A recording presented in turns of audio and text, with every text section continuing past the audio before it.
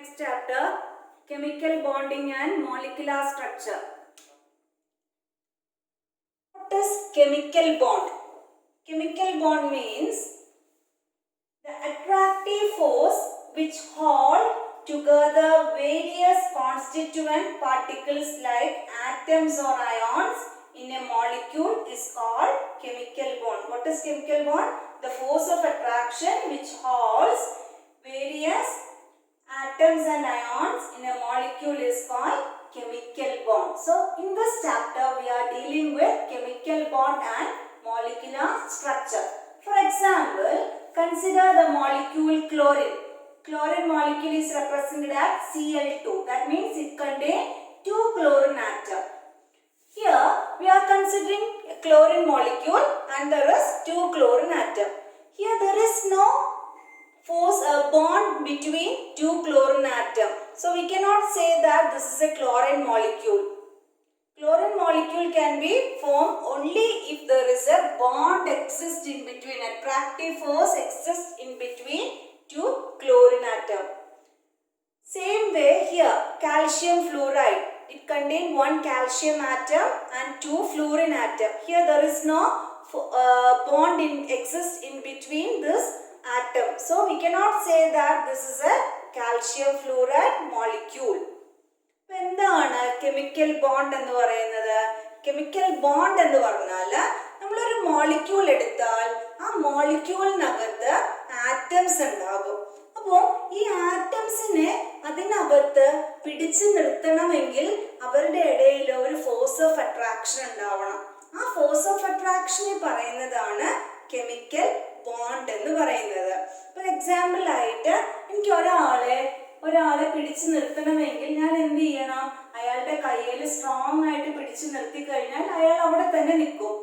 അതല്ല, ഞാൻ അയാളെ പിടിച്ചിട്ടില്ലെങ്കിൽ അയാൾക്ക് ഇഷ്ടമുണ്ടെങ്കിൽ എവിടേക്ക് വേണമെങ്കിലും ഓടിപ്പോകാം. ഇതുപോലെ തന്നെയാണ് ഒരു മോളിക്യൂൾ എടുക്കുമ്പോൾ ആ മോളിക്യൂളിനകത്തുള്ള ആറ്റംസിനെ പിടിച്ചു നിർത്താനായിട്ട് certain kind of attractive force should be there.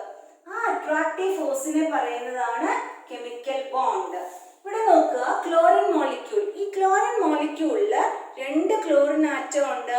ഈ ക്ലോറിൻ ആറ്റമിന്റെ ഇടയിൽ ബോണ്ട് ഇല്ല എങ്കിൽ പിന്നെ അവരെ നമുക്ക് ക്ലോറിൻ മോളിക്യൂൾ എന്ന് പറയാൻ പറ്റില്ല.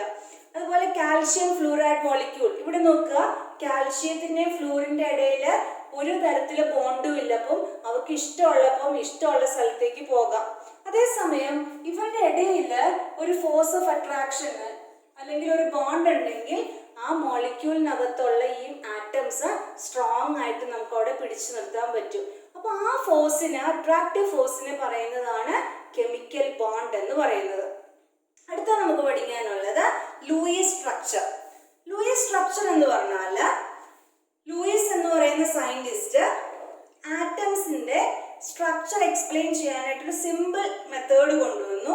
അതായത് നമ്മൾ എടുക്കുന്ന ആറ്റത്തിലെ ഔട്ടർമോസ്റ്റ് ഷെല്ലിലുള്ള ഇലക്ട്രോൺസിനെ ഒരു ഡോട്ട് കൊണ്ടോ അല്ലെങ്കിൽ ഒരു ക്രോസ് മാർക്ക് കൊണ്ടോ റെപ്രസെന്റ് ചെയ്യുവാണെങ്കിൽ അതിനെ പറയുന്നതാണ് ലൂയിസ് സ്ട്രക്ചർ എന്ന് പറയുന്നത്. ഔട്ടർമോസ്റ്റ് ഷെല്ലിലുള്ള ഇലക്ട്രോൺസ് മാത്രമേ എസ് ബ്ലോക്കിന്റെ കേസിലും പി ബ്ലോക്കിന്റെ കേസിലും കെമിക്കൽ റിയാക്ഷനിൽ പാർട്ടിസിപ്പേറ്റ് ചെയ്യുള്ളൂ. ഔട്ടർമോസ്റ്റ് ഷെല്ലിൽ അല്ലെങ്കിൽ വാലൻസ് ഷെല്ലിലുള്ള ഇലക്ട്രോൺസ് മാത്രമേ ബോണ്ട് ഫോർമേഷനിൽ പാർട്ടിസിപ്പേറ്റ് ചെയ്യുള്ളൂ. അപ്പം ഔട്ടർമോസ്റ്റ് ഷെല്ലിലുള്ള ഇലക്ട്രോൺസിനെ ഡോട്ട് കൊണ്ടോ ക്രോസ് മാർക്ക് കൊണ്ടോ റെപ്രസെന്റ് ചെയ്യുന്നതിനെ പറയുന്നതാണ് Lewis structure. For example, in the case of sodium, its atomic number is 11. 11 means electronic configuration 281. Here the last shell is this one and it contains only 1 electron and that 1 electron is represented by a cross mark. Same way aluminium, atomic number is 13. That means electronic configuration is 283.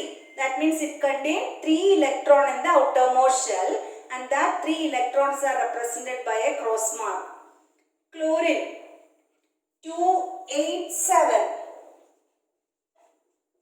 Outermost shell contains 7 electrons. 7 electron is represented by cross mark.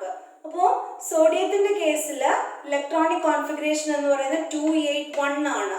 നമുക്കറിയാം Luis സ്ട്രക്ചറിൽ ഷെല്ലിലുള്ള electrons മാത്രമേ consider ചെയ്യുന്നുള്ളൂ. കാരണം outermost ഷെല്ലിലെ electrons മാത്രമേ bond ഫോർമേഷന് participate ചെയ്യുന്നുള്ളൂ. അപ്പൊ ഇവിടെ outermost ഷെല്ലിൽ ഒരു ഇലക്ട്രോൺ അല്ലേ ഉള്ളൂ. ആ ഇലക്ട്രോണിനെയാണ് ഒരു ക്രോസ് മാർക്ക് കൊണ്ട് റെപ്രസെന്റ് ചെയ്തിരിക്കുന്നത്. അപ്പം ഇങ്ങനെ എന്നെ എഴുതിയിട്ട് ഒരു ക്രോസ് മാർക്ക് ഇട്ടാൽ അതിന്റെ അർത്ഥം എന്നെ എന്ന് പറയുന്ന ആറ്റത്തിന്റെ ഔട്ടർമോസ്റ്റ് ഷെല്ലിൽ ഒരു ഇലക്ട്രോണേ ഉള്ളൂ. Aluminium atomic number 13283. ഔട്ടർമോസ്റ്റ് ഷെല്ലിൽ 3 ഇലക്ട്രോൺ ഉണ്ട്. ആ 3 ഇലക്ട്രോൺ ആണ് ഡോട്ട് കൊണ്ട് റെപ്രസെന്റ് ചെയ്തിരിക്കുന്നത്. Chlorine atomic number 17287. ഔട്ടർമോസ്റ്റ് ഷെല്ലിൽ 7 ഇലക്ട്രോൺ ഉണ്ട്. 7 ഇലക്ട്രോൺസ് ക്രോസ് മാർക്ക് കൊണ്ട് റെപ്രസെന്റ് ചെയ്തു. അപ്പോൾ ക്ലോറിൻ ഇങ്ങനെ ലൂയിസ് സ്ട്രക്ചർ കണ്ടാൽ അതിൽ നിന്ന് നമുക്ക് മനസ്സിലാക്കാം ക്ലോറിൻ എന്ന് പറയുന്ന ആറ്റത്തിന്റെ ഔട്ടർമോസ്റ്റ് ഷെല്ലിൽ 7 ഇലക്ട്രോൺ ഉണ്ട്. ഇതാണ് ലൂയിസ് സ്ട്രക്ചർ. അപ്പൊ ഏതൊരു ആറ്റവും തന്നാലും ആ ആറ്റത്തിന്റെ ഔട്ടർമോസ്റ്റ് ഷെല്ലിലുള്ള ഇലക്ട്രോൺസിനെ ഡോട്ട് കൊണ്ടോ ക്രോസ് മാർക്ക് കൊണ്ടോ റെപ്രസെന്റ് ചെയ്യുന്നതിനെയാണ് ലൂയിസ് സ്ട്രക്ചർ എന്ന് പറയുന്നത്. Next is octet rule. Octet rule കൊണ്ടുവന്നത് എന്തിനാണ് എന്ന് ചോദിച്ചാൽ, അല്ലെങ്കിൽ അതിനെ ഇലക്ട്രോണിക് തിയറി ഓഫ് വാലൻസി എന്നൊക്കെ പറയും. That is introduced by Kossel and Lewis. 2 scientist ആണ് ഇത് ഇൻട്രൊഡ്യൂസ് ചെയ്തത്. ഈ ഒക്ടറ്റ് റൂളിന് കാരണം എന്താണ് എന്ന് ചോദിച്ചു കഴിഞ്ഞാൽ, ഒരു ആറ്റം കെമിക്കൽ റിയാക്ഷനിൽ പങ്കെടുക്കാനുള്ള കാരണം എന്ന് പറയുന്നത് ആ ആറ്റത്തിന്റെ ഔട്ടർമോസ്റ്റ് ഷെല്ലില് 8 ഇലക്ട്രോൺ വരുമ്പോഴാണ് സ്റ്റേബിൾ ആവുന്നത്. അതായത് ഹീലിയം ഒഴികെ ബാക്കി എല്ലാ നോബിൾ ഗ്യാസിന്റെയും, അല്ലെങ്കിൽ ഹീലിയം, നിയോൺ, ആർഗൺ, ക്രിപ്റ്റൺ, ഇവരെല്ലാം നോബിൾ ഗ്യാസ് അല്ലെങ്കിൽ ഇനേർട്ട് ഗ്യാസ് ആണ്. ഇവരുടെ എല്ലാം ഔട്ടർമോസ്റ്റ് ഷെല്ലിൽ 8 ഇലക്ട്രോൺ ആണ്. അപ്പൊ നോർമൽ കേസിൽ 8 ഇലക്ട്രോൺ വന്നിരിക്കുന്നതുകൊണ്ട് അവർ നോർമൽ കേസിൽ റിയാക്ഷനിൽ പാർട്ടിസിപ്പേറ്റ് ചെയ്യില്ല, അവർ സ്റ്റേബിൾ ആണ്. നോബിൾ ഗ്യാസ് ഒഴികെ ബാക്കി എല്ലാ എലമെന്റ്സിന്റെയും ഔട്ടർമോസ്റ്റ് ഷെല്ലിൽ 8 ഇലക്ട്രോൺ ഇല്ല. അപ്പോ 8 ഇലക്ട്രോൺ ഔട്ടർമോസ്റ്റ് ഷെല്ലിലേക്ക് കൊണ്ടുവരാനായിട്ടാണ് എല്ലാ ആറ്റംസും കെമിക്കൽ റിയാക്ഷനിൽ പാർട്ടിസിപ്പേറ്റ് ചെയ്യുന്നത്. That is octet rule. Octet rule states that elements enter into chemical combination in order to attain the configuration of 8 electrons in the outermost shell. അപ്പോൾ rule പറയുന്നത് ഏതൊരു atom എടുത്താലും ആ atoms chemical combination അല്ലെങ്കിൽ റിയാക്ഷനിൽ പങ്കെടുക്കുന്നത് എന്തിനു വേണ്ടിയിട്ടാണ്? അതിന്റെ ഔട്ടർമോസ്റ്റ് ഷെല്ലിലേക്ക് 8 ഇലക്ട്രോൺ കൊണ്ടുവരാനാണ്. എന്തിനാണ് 8 ഇലക്ട്രോൺ കൊണ്ടുവരുന്നത്? ഔട്ടർമോസ്റ്റ് ഷെല്ലിൽ 8 ഇലക്ട്രോൺ വന്നാൽ അവർ ഇനേർട്ട് ഗ്യാസ് കോൺഫിഗറേഷൻ അറ്റൈൻ ചെയ്യും, അവര് സ്റ്റേബിൾ ആയിട്ട് മാറും. That is octet rule. Next is ionic bond. നിങ്ങൾ ചെറിയ ക്ലാസ്സിലൊക്കെ പഠിച്ചിട്ടുണ്ടാവും ionic bond. What is ionic bond? The complete transference of one or more valence electron of one atom into another atom.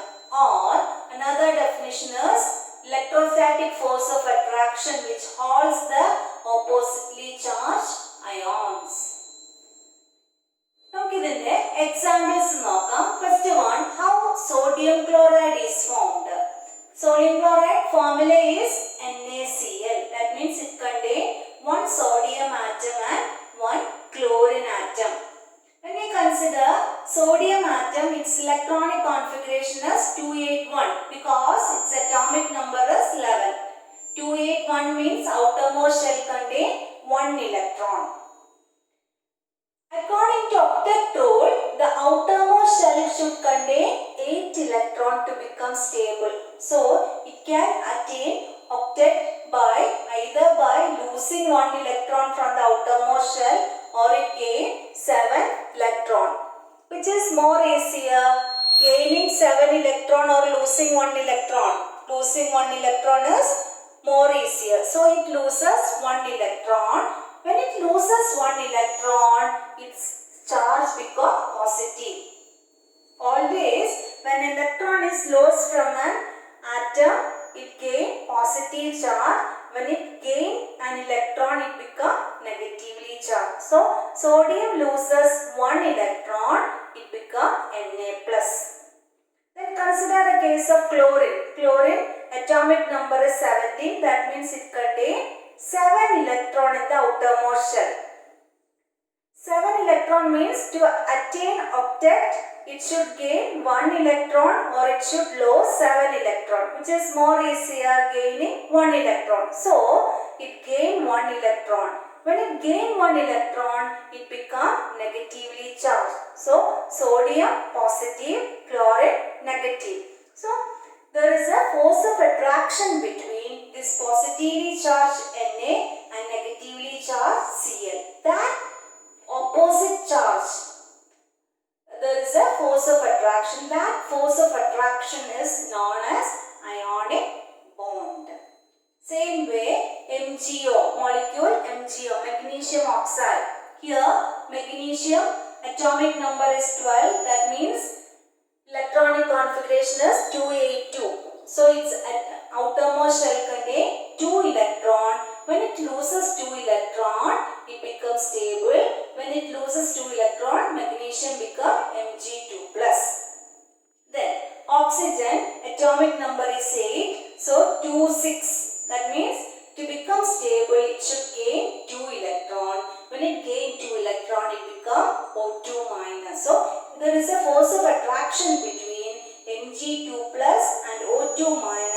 That force of attraction between positively and negatively charged ion is called ionic bond. നമുക്കിനി ionic bond എന്താണെന്ന് നോക്കാം. എന്താ ionic bond എന്ന് പറയുന്നത്? Ion എന്ന് പറഞ്ഞാൽ പോസിറ്റീവോ നെഗറ്റീവോ charge ഉള്ളവരെ വിളിക്കുന്നതാണ് അയോൺസ് എന്ന് പറയുന്നത്. പോസിറ്റീവ് ചാർജ് ഉള്ളവരെ കാറ്റയോൺ എന്നും നെഗറ്റീവ് ചാർജ് ഉള്ളവരെ ആനയോൺ എന്നും പറയും. എങ്ങനെയാ പോസിറ്റീവ് ചാർജ് കിട്ടുന്നത്? ന്യൂട്രലായിട്ട് നിൽക്കുന്ന ഒരു ആറ്റം ഇലക്ട്രോണിനെ ലൂസ് ചെയ്യുമ്പോൾ, എപ്പോഴും ഇലക്ട്രോണിനെ ലൂസ് ചെയ്യുമ്പോൾ പോസിറ്റീവ് ചാർജ് കിട്ടും. ഇലക്ട്രോണിനെ ഗെയിൻ ചെയ്യുമ്പോൾ നെഗറ്റീവ് ചാർജ് കിട്ടും. ഈ പോസിറ്റീവ് ചാർജും നെഗറ്റീവ് ചാർജും തമ്മിൽ ഒരു ഫോഴ്സ് ഓഫ് അട്രാക്ഷൻ ഉണ്ടാകും. ആ ഫോഴ്സ് ഓഫ് അട്രാക്ഷനെ പറയുന്ന പേരാണ് അയോണിക് ബോണ്ട്. ഇവിടെ നമുക്ക് എക്സാമ്പിൾ നോക്കാം. NaCl. NaClല് Nയുടെ ഔട്ടർമോസ്റ്റ് ഷെല്ലില് ഒരു ഇലക്ട്രോണേ ഉള്ളൂ. അപ്പോൾ ഒക്ടറ്റ് റൂൾ അനുസരിച്ചിട്ട് 8 ഇലക്ട്രോൺ വരുമ്പോഴാണ് സ്റ്റേബിൾ ആവുന്നത്. അവർക്ക് 8 ഇലക്ട്രോൺ കൊണ്ടുവരാൻ ഒന്നുകിൽ ഔട്ടർമോസ്റ്റ് ഷെല്ലിലെ ഒരു ഇലക്ട്രോൺ കളഞ്ഞു കഴിഞ്ഞാൽ ആ ഷെല്ലേ പോയി. പിന്നെ നമുക്ക് 280 ഉള്ളൂ. ഔട്ടർമോസ്റ്റ് ഷെല്ലിൽ 8 ഇലക്ട്രോൺ ആയി. അല്ലെങ്കിൽ എന്ത് ചെയ്യണം? ആ ബാലൻസ് ഷെല്ലിൽ ഒരു ഇലക്ട്രോണിന്റെ കൂടെ 7 ഇലക്ട്രോണും കൂടെ ആഡ് ചെയ്യണം. ഏതാ എളുപ്പം? ഒരു ഇലക്ട്രോൺ കളയുന്നതല്ലേ. അപ്പൊ സോഡിയം എന്ത് ചെയ്യും? ആ ഔട്ടർമോസ്റ്റ് ഷെല്ലിലുള്ള ഒരു ഇലക്ട്രോൺ കളഞ്ഞു. ഇലക്ട്രോൺ കളയുമ്പോൾ അതിന് പോസിറ്റീവ് ചാർജ് കിട്ടി. ആ കളഞ്ഞ ഇലക്ട്രോണിനെ ആര് ഗെയിൻ ചെയ്തു? ക്ലോറിൻ ഗെയിൻ ചെയ്തു. കാരണം എന്താണ്? ക്ലോറിന്റെ ഔട്ടർമോസ്റ്റ് ഷെല്ലില് 7 ഇലക്ട്രോൺ ആണ് ഉള്ളത്. ഒക്ടറ്റ് റൂൾ അനുസരിച്ച് 8 ഇലക്ട്രോൺ വരണം. 8 ഇലക്ട്രോൺ വരാനായിട്ട് ഒരു ഇലക്ട്രോൺ ഗെയിൻ ചെയ്യുന്നതാണോ 7 ഇലക്ട്രോൺ ലൂസ് ചെയ്യുന്നതാണോ എളുപ്പം? ഒരു ഇലക്ട്രോൺ ഗെയിൻ ചെയ്യുന്നതല്ലേ. അപ്പൊ സോഡിയം കളഞ്ഞ ഒരു ഇലക്ട്രോൺ ആര് ഗെയിൻ ചെയ്തു? ക്ലോറിൻ ഗെയിൻ ചെയ്തു. Cl- ആയി. അങ്ങനെ ഈ Na+ഉം Cl- തമ്മിൽ ഒരു force of attraction, opposite charge ഉള്ളവർ തമ്മിൽ ഒരു ഫോഴ്സ് ഓഫ് അട്രാക്ഷൻ വരും. ആ ഫോഴ്സ് ഓഫ് അട്രാക്ഷനെ പറയുന്ന പേരാണ് അയോണിക് ബോണ്ട്. അടുത്ത എക്സാമ്പിൾ ആണ് MgO, മെഗ്നീഷ്യം ഓക്സൈഡ്. മെഗ്നീഷ്യം ഓക്സൈഡില് Mg അറ്റോമിക് നമ്പർ 12 ആണ്. Electronic configuration 282. ഔട്ടർമോസ്റ്റ് ഷെല്ലില് 2 ഇലക്ട്രോൺ ഉണ്ട്. ഇവരെന്ത് ചെയ്യും? ആ 2 ഇലക്ട്രോൺ ലൂസ് ചെയ്യും. ഇലക്ട്രോൺ 2 എണ്ണം ലൂസ് ചെയ്യുമ്പോൾ അതിന്റെ ചാർജ് 2+ ആയിട്ട് മാറും. ഓക്സിജന്റെ ആണെങ്കിൽ ഔട്ടർമോസ്റ്റ് ഷെല്ലില് 6 ഇലക്ട്രോൺ ആണ് ഉള്ളത്. അപ്പം 6 എന്ന് പറഞ്ഞാൽ 2 ഇലക്ട്രോൺ കൂടെ അവർക്ക് കിട്ടിയാൽ അവർ സ്റ്റേബിൾ ആകും. ഉടനെ എന്ത് ചെയ്യും? മെഗ്നീഷ്യം ലൂസ് ചെയ്ത 2 ഇലക്ട്രോണിനെ ഓക്സിജൻ ഗെയിൻ ചെയ്തു. ഓക്സിജൻ ഇലക്ട്രോണിനെ ഗെയിൻ ചെയ്തതുകൊണ്ട് ഇപ്പോൾ ഇലക്ട്രോൺ ഗെയിൻ ചെയ്യുമ്പോൾ അതിന്റെ ചാർജ് നെഗറ്റീവ് ആകും. അപ്പോൾ ഓക്സിജന്റെ ചാർജ് 2- ആകും. അങ്ങനെ പോസിറ്റീവ് ചാർജ് ഉള്ള മെഗ്നീഷ്യവും നെഗറ്റീവ് ചാർജ് ഉള്ള ഓക്സിജനും തമ്മിൽ ഒരു ഫോഴ്സ് ഓഫ് അട്രാക്ഷൻ വരും. അങ്ങനെ അവരുടെ ഇടയിൽ അയോണിക് ബോണ്ട് ഫോം ചെയ്യും. Next is factors affecting the formation of ionic compound. First factor affecting the formation of ionic compound is ionization energy. If the ionization energy is less, that means greater is the ease of formation of positive ion. Then second factor is electron affinity. If higher electron affinity, that means they have a great tendency to form negative ion. And the third factor is lattice enthalpy. Lattice enthalpy is high, then it favor ionic compound. Then what is lattice enthalpy or lattice energy? It is the energy released when 1 gram mole of a crystal is formed from its gaseous ion. Or another definition for lattice enthalpy is energy required to completely separate 1 mole of the ionic compound into gaseous constituent ion. We can define lattice enthalpy in two ways. Either the energy required to completely separate 1 mole of ionic compound into gaseous constituent ion, or another definition, the energy released when 1 gram mole of a crystal is formed from its gaseous ion. Then what are the factors affecting lattice energy? First one is size of the ion. If the size is small, then there is a high interionic attraction between the positive and negative charge. So it has a great tendency to form ionic compound. And the second one is charge on the ion. If higher the charge on the ion, greater will be the force of attraction. So higher will be the lattice energy. അപ്പോൾ ionic കോമ്പൗണ്ടിന് form ചെയ്യാനുള്ള 3 factors. ഒന്ന് ionisation energy. നമ്മൾ classification of എലമെന്റ്സിൽ പഠിച്ചു. Ionisation energy എന്ന് പറഞ്ഞാൽ amount of energy required to remove the most loosely bound electron from an isolated gaseous atom. അപ്പം നമ്മൾ സപ്ലൈ ചെയ്യണം ഇലക്ട്രോണിനെ ഔട്ടർമോസ്റ്റ് ഷെല്ലിൽ നിന്ന് റിമൂവ് ചെയ്യണമെങ്കിൽ നമ്മൾ വേണം എനർജി കൊടുത്ത് അവരെ വലിച്ച് പുറത്തേക്ക് കൊണ്ടുവരാൻ. അപ്പോൾ എനർജി കുറച്ച് കൊടുത്താൽ മതിയെങ്കിൽ നമുക്ക് പെട്ടെന്ന് ഇലക്ട്രോൺസിനെ റിമൂവ് ചെയ്യാൻ പറ്റും. ഇലക്ട്രോൺസിനെ പെട്ടെന്ന് റിമൂവ് ചെയ്താൽ മാത്രമേ നമുക്ക് അവരെ പോസിറ്റീവ് ചാർജ് ആക്കി മാറ്റാൻ പറ്റുള്ളൂ. കാരണം അയോണിക് കോമ്പൗണ്ട് ഫോം ചെയ്യുന്നത് എങ്ങനെയാണ്? പോസിറ്റീവ് ചാർജ് ഉള്ള അയോണും നെഗറ്റീവ് ചാർജ് അയോണും തമ്മിലുള്ള ഫോഴ്സ് ഓഫ് അട്രാക്ഷൻ ആണ്. അപ്പോൾ പോസിറ്റീവ് ചാർജ് ഫോം ചെയ്യാൻ പെട്ടെന്ന് പറ്റുമെങ്കിൽ, പെട്ടെന്ന് എങ്ങനെ പറ്റുന്നത്? അവിടെ അയണൈസേഷൻ എനർജി, നമ്മൾ കൊടുക്കേണ്ട എനർജി കുറവാണെങ്കിൽ പെട്ടെന്ന് പോസിറ്റീവ് ചാർജ് ഉണ്ടാക്കാൻ പറ്റും. അപ്പോൾ അയണൈസേഷൻ എനർജി കുറവായിരിക്കണം. സെക്കൻഡ് ഫാക്ടർ എന്താ? Electron affinity. അതും നമ്മൾ പഠിച്ചു. Amount of energy release when an electron is added to a gaseous atom. Electron extra നമ്മൾ ആഡ് ചെയ്യുമ്പോൾ എന്തുമാത്രം എനർജി റിലീസ് ചെയ്യുന്നുണ്ട്. അപ്പോൾ കൂടുതൽ എനർജി റിലീസ് ചെയ്താൽ കൂടുതൽ അവർ സ്റ്റേബിൾ ആയിരിക്കും. അപ്പം second factor electron affinity higher ആണെങ്കിൽ, അവർക്ക് ഒത്തിരി എനർജി റിലീസ് ചെയ്യാൻ പറ്റുമെങ്കിൽ അവർ സ്റ്റേബിൾ ആയിട്ട് മാറും. പെട്ടെന്ന് അവർക്ക് നെഗറ്റീവ് ചാർജ് ഫോം ചെയ്യാം. തേർഡ് ഫാക്ടർ ആണ് ലാറ്റിസ് എൻതാൽപ്പി.